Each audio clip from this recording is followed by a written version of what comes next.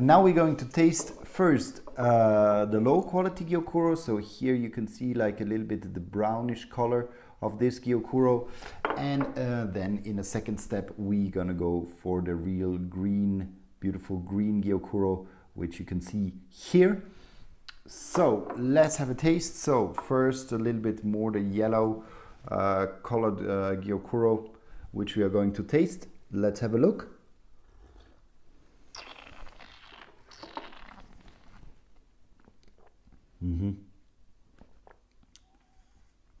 What is really interesting actually about this tea is that it is quite flowery, so a little bit what is interesting when you have a half fermented tea is that it gets a little bit of these flower notes, these sweeter notes in it, but it is not at all tasting like a Gyokuro.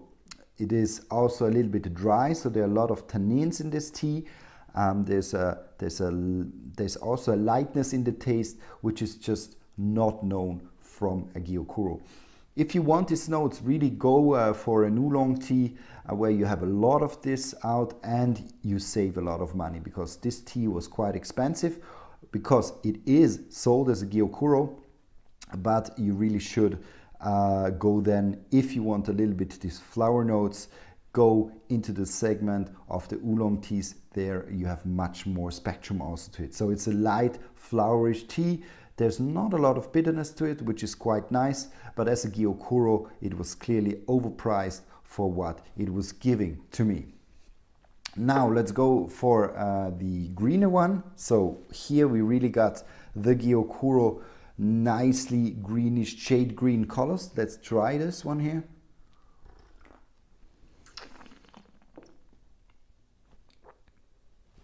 And here you have much more this taste of the Gyokuro coming from the savory, the sweetness you have in, then you have the savory, you have a little bit of a nuttiness in it, you get a little bit of this marine notes, a little bit of this really fine, I would say this is a Samidori cultivar tea. So here you really got the sweetness of the Samidori coming in your mouth. And this is much more like a Gyokuro. And for this, if I'm really looking for this taste, because it is a difficult tea to make, especially when it is organic, then you should go for a higher grade Gyokuro and always look for this dark green color, which is very important and which you then get out of the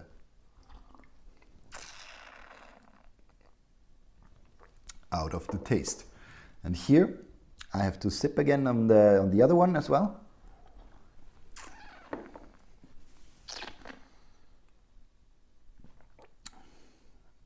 Just taste wise, it is much lighter with so much less intense. So the intensity of the taste is also strength of the Gyokuro. And here I got a lightness. There's a little bit of a flower note.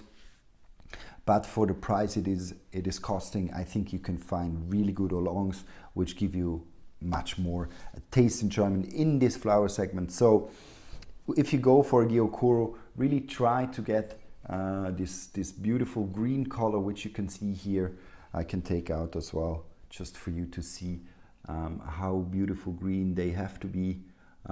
Here you can really see this is really, really beautiful tea on the green side. Actually, this organic, you can also eat it. And here, this one here, you see, oops, you see it's much browner in color. So a slightly fermented Gyokuro, which shouldn't be with a Gyokuro.